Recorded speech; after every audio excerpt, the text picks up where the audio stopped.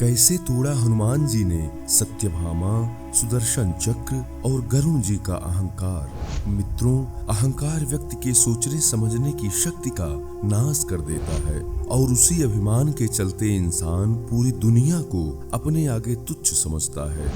लेकिन जब यही अहंकार भगवान के भक्तों को घेरता है, तब भगवान स्वयं उनका अहंकार नष्ट कर देते हैं, क्योंकि उनका संकल्प है कि जो मेरी शरण में आ जाता है, मैं उसको हर तरह के पाप से मुक्त कर देता हूँ। ऐसी ही एक कथा है जिसमें भगवान श्री कृष्ण ने हनुमान जी की सहायता से अपनी पत्नी सत्यभामा, सुदर्शन चक्र और गरुण जी का घमंड चूर किया था।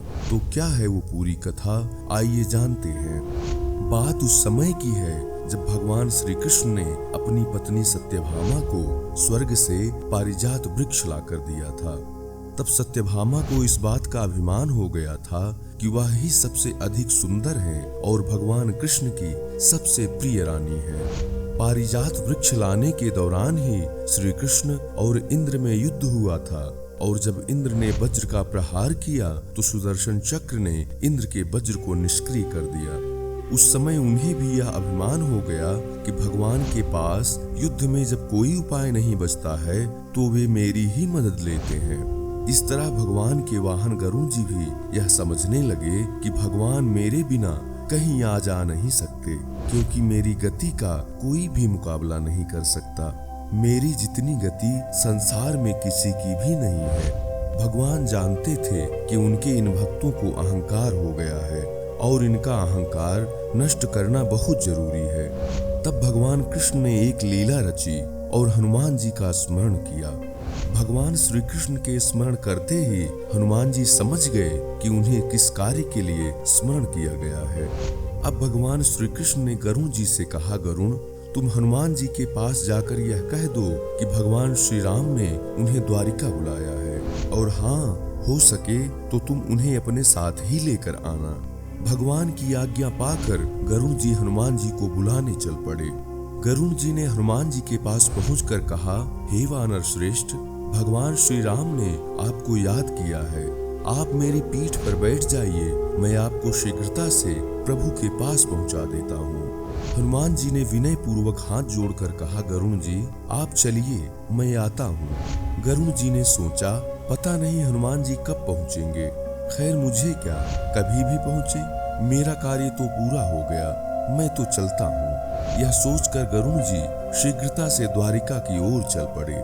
इधर द्वारिका में भगवान श्री कृष्ण ने श्री राम का रूप धारण किया और सत्यभामा जी के साथ सिंहासन पर बैठ गए और सुदर्शन चक्र को यह आदेश दिया कि तुम महल के प्रवेश द्वार पर पहरा दो।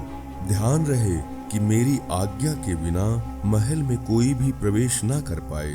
भगवान की आज्ञा पाकर सुदर्शन चक्र महल के प्रवेश द्वार पर निगरानी करने लगे। तभी हनुमान जी द्वार पर पहुंच गए।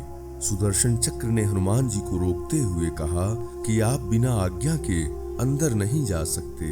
हनुमान जी ने सुदर्शन चक्र को पकड़कर मुंह में रख लिया और जल्दी से अपने प्रभु से मिलने चल पड़े। हनुमान जी ने अंदर जाकर सिंहासन पर बैठे प्रभु श्री राम को प्रणाम किया और कहा, प्रभु आने में देर तो नहीं हुई। साथ ही उन्होंने कहा, प्रभु माता सीता कहाँ है? आपके पास उनके स्थान पर आज यह दासी कौन बैठी है? सत्यभामा ने जब यह बात सुनी तो वह बहुत लज्जित हो गईं और उनको यह समझ आ गया कि सीता जी की सुंदरता के आगे मैं कुछ भी नहीं हूँ। वह कुछ बोलती उसके पहले ही भगवान ने हनुमान जी से पूछा, पवन पुत्र, तुम बिना आज्ञा के महल में प्रवेश कैसे कर गए? क्या तुम्हें किसी ने प्रवेश द्वार पर रोका नहीं था? हनुमान जी ने कहा, प्रभु सुदर्शन जी ने रोका तो था, पर आपकी आज्ञा तुरंत आने की थी। मुझे देरी ना हो जाए इसके लिए मैंने सुदर्शन जी को मुंह में रख लिया है। इतना कहकर हनुमान जी ने सुदर्शन चक्र को निकालकर भगवान के चरणों में रख दिया। तभी पीछे से थके हुए गरुण जी भी वहां आ पहुंचे। जब गरुण जी ने वहां हनुमान जी को देखा तो वह चकित रह गए कि मेरी गति से भी तेज गति से हनुमान जी यहाँ कैसे पहुँच गए। इस प्रकार गरुण जी का भी अहंकार चूर चूर हो गया। अब तीनों का घमंड टूट गया था और भगवान भी तो यही चाहते थे सत्यभामा, गरुण, सुदर्शन चक्र ने कहा, प्रभु आपकी लीला अद्भुत है। बहुत अच्छा किया आपने, हमारे अहंकार को तोड़ दिया। परमात्मा अपने भक्तों में अभिमान नहीं रहने देते हैं। अगर भगवान श्री कृष्ण सत्यभामा, गरुण और सुदर्शन चक्र का घमंड दूर न करते तो वे तीनों उनके निकट रह ही नहीं सकते थे, क्योंकि परमात्मा के निकट वही रह सकता है जो मैं और मेरा जैसे अभिमान से दूर है। दोस्तों, आपको ये वीडियो कैसी लगी कमेंट बॉक्स में जरूर लिखिए। वीडियो को लाइक और शेयर करिए। अगर आप हमारे चैनल पर नए हैं तो चैनल को सब्सक्राइब कर बेल आइकन जरूर प्रेस कर लें, जिससे हमारी आने वाली वीडियोस की नोटिफिकेशन आपको मिलती रहे। धन्यवाद।